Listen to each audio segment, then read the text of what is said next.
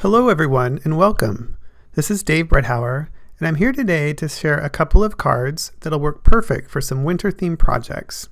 Start by sponging a stripe of Distress Oxide ink in Cracked Pistachio. And then right above that, I'm going to put a stripe of Distress Oxide ink in Broken China. I want to overlap it a little bit so that those two colors blend together. Next, I'm going to put another layer, and this time I'm going to use Distress Oxide ink in Faded Jeans. So there's three colors here fading from the green up to the dark blue, and I want to make sure that those overlap and blend nicely. Now you don't need to take the color all the way to the edge because we're going to be cutting portions of that out. I want to put a little bit of texture on here, so I'm going to sprinkle it with some water. I'll just add a spritz of some water drops onto it, and you can see that it lightens it slightly and just makes that classic distress background. Next, we're going to use this Gentle Valley oval die to cut out that background area. We're going to use this a couple times, but first we need to get that background cut out. So I'm going to cut that out and I'll save that. You can see that the sky portion inside the oval is all colored in. I'll remove the excess here. Now this portion isn't anything that you need to keep. You can just toss that aside. But I do need to run this through again on a piece of white cardstock to complete the snowy scene on my card. Now there's a matching die that we're going to use with this. It's called the Gentle Horizon Oval. It's the exact same size as that first oval, but when you cut it out, you'll see that that hill line and trees are slightly lower than that first oval, so it creates sort of some dimension when you put them together. I'll overlap them here just so you can see. It creates sort of a horizon and another horizon so that when they're layered together, you get this great three-dimensional effect. I love layering and I love putting these sorts of things together. Now I'm going to put another die on the card. It's this Poppy Stamps Snowflake Screen. It's just a big cluster of snowflakes, and what we're going to do is run that through the die machine with a white cardstock, and once it's out we're going to cut it up into pieces. We won't use it all as one intact piece. I'm just going to use my scissors to kind of cut a bit of it here and a bit of it there so that I can use that in the corners. I'm just going to sort of cut it anywhere. Just decide where you want your snowflakes to be. They can be a whole bunch of snowflakes or just a few snowflakes. I'm going to add a little bit of glue to the back of them, and I'm just going to stick that in a corner of the card. You don't have to put adhesive everywhere because we're going to be putting something on top of this so that these are sort of peeking out around the sides. Now there's not a lot of color contrast here. I'm using a powder note card, which is this very, very, very light blue color, and I'm putting white snowflakes right on top of them, so it's a little bit difficult to see in the video, but it's a very subtle effect, and I think it's just perfect. I'm going to go ahead and glue that first oval down. This is just the plain white one that I cut out of white cardstock. I'm going to put a little bit of adhesive on it. I'm going to stick it right in the center of the card, and I'm overlapping some of those snowflake areas that we put down.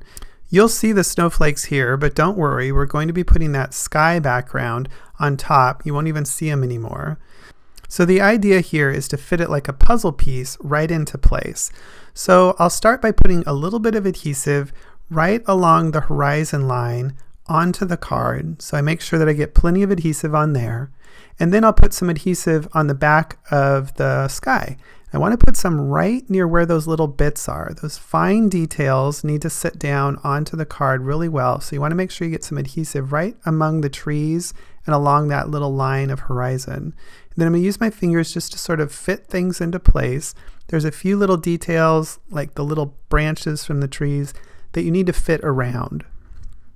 Now once you have that in place, we're going to be putting that second oval down. You'll see that this is slightly lower, the hills are slightly offset to create that dimension.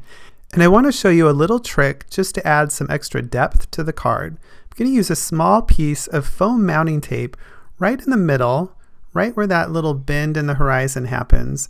I'm going to stick it right there, and I'm not going to put any other foam mounting tape on this piece. I'm just going to use adhesive so that the parts with adhesive, just that plain white glue, are going to stick flat to the card, but it's going to pop out just a little bit in the center because of that foam mounting tape to create just a little bit of a bevel. Now go ahead and press that second oval down into place. You're going to get it as centered as you possibly can. Now the edges will line up. They're the same size oval, so take your time positioning that. You want to make sure that the edges all along the perimeter are exactly lined up, so you just see one oval along the outside. So now you can see it's all glued together, and there's a little bit of dimension right in the middle due to that little piece of foam mounting tape. Now we're going to embellish it a little bit with these tiny fawn dies from Poppy Stamps. There's 3 of them in here, great little posed deer, and they're just the right size for this card. They're in the foreground, so they're a little bit larger than the background, and it creates a nice little scene.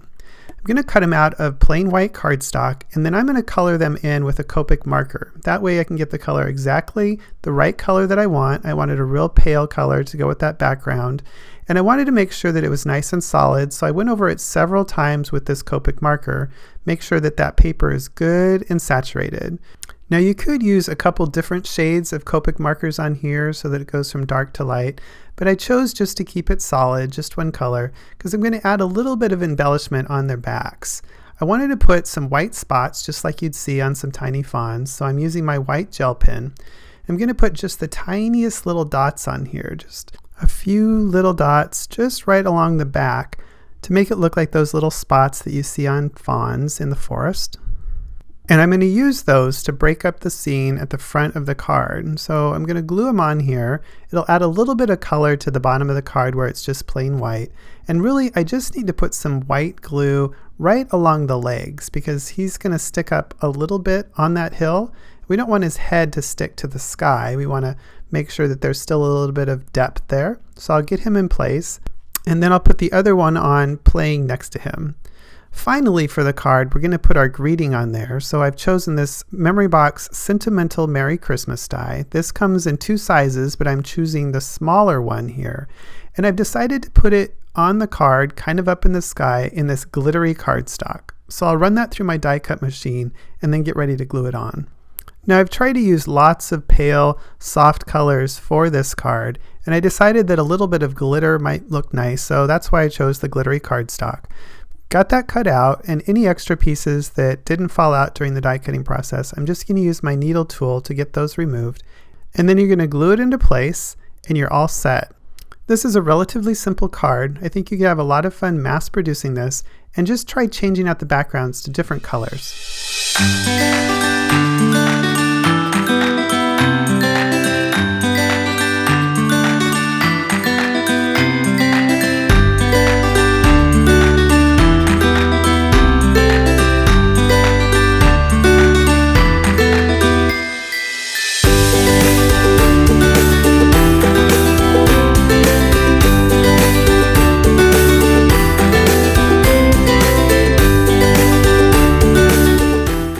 This next card is so simple, but the results are stunning. We're going to use the Memory Box Alpine Trees die. When I designed these trees, they were a lot larger scale than I'm usually doing. I usually do the tiniest little pieces here and there for my dies, but I really wanted something big, and I kind of had this in mind for the design. I'm going to cut that out, just a plain white cardstock. Any extra pieces that need to be poked out, just use your needle tool to get rid of those. And we're going to use this for the main portion of our card. Now we're going to get the background ready. It's a very, very simple background, probably the simplest background that you'll ever see in one of these videos. It's going to use the Distress Oxide ink in Iced Spruce. Now this is a pretty well inked pad. I just freshly inked it, so you'll see when I start to spread it on the paper how thick it is. I'm going to be doing this at the bottom of the card. You'll see why in just a second. I want to get some of that ink off of my sponge before I move up, so that as I'm moving up, it's slowly running out of ink and getting more and more faded. And I'm just doing it on one side of the card, just so that the background is a little bit heavier with ink towards the left side of the card. So it's dark at the bottom and a lot lighter on top. I'm going to put the trees over it to make sure that I have everything in the right space. I'm positioning it so there's a halo of color right around the trees, and then I'm going to spritz it with a bleach and water solution right at the top up there. Now you can see where the bleach hit the ink at the top, it softened it even more. I'm going to let that dry a bit, and then you can see how it sort of halos out just a little and softens that whole area. I've put some foam mounting tape on the back of the trees. That's going to give a little bit of lift and a little bit of dimension to the whole look of the card. And I'm going to position it again, just like I showed you, where the trees are going to be right in the middle of where that halo of color is. But now that the bleach solution is on there, it's softened it even more and made it look like snowfall in the background. And I love how that bleach makes it look like it's all blurred out right along the edge of that inked area. It's one of those techniques that people say, how did you do that? But really it is so simple. You just add a little bit of ink on there, purposefully trying to run out of the color, and then squirt it with some bleach solution. It's just great. Now for the finishing touch, we're going to use the Memory Box Valley Deer Trio dies. These deer are a lot larger than the ones that we used in the last card, but better proportioned for this composition since the trees are larger. I'm going to use Distress Oxide in Vintage Photo to create the shading on these deer. You'll probably want to use a tool to help you hold things in place. I decided just to get my needle tool out and hold that down while I did some sponging. And you want to be really careful as you get this ink onto the deer. Their little legs can get bent, so you have to kind of go in the right direction and take your time putting some ink on there. My goal is to have him a little bit darker at the top and a little bit lighter at the bottom so that his head is more filled in with brown and his back's a little bit more filled in with brown. And then his legs are a little bit lighter so that there's just some different shades going on the deer just to make it all more interesting. The sponging is naturally going to create a little bit of an edge around the perimeter of the die, making that area a little bit darker right towards the outer parts and a little bit lighter towards the inner parts. Now I'm going to put the same detail as I did on that first card onto the backs of the deer here. I'll put the spots on with a white gel pen. You can make these a little bit bigger just because we have bigger deer and a little bit more room to play with. Just add some adhesive and we're going to be gluing those on in place, a little bit on the legs. Any spot that's going to go over that hill line, you don't need to put any glue down because you want his head to sort of float up so it's still a little bit dimensional there. We'll put him on and then we'll put the other one on next to him, and that's all you have to do. The highlight of this card is that great background effect where the snow sort of blurs out into the white background and makes people think, how in the world did you do that? Thanks for stopping by, and I hope you're inspired to try to create your own soft, snowy backgrounds.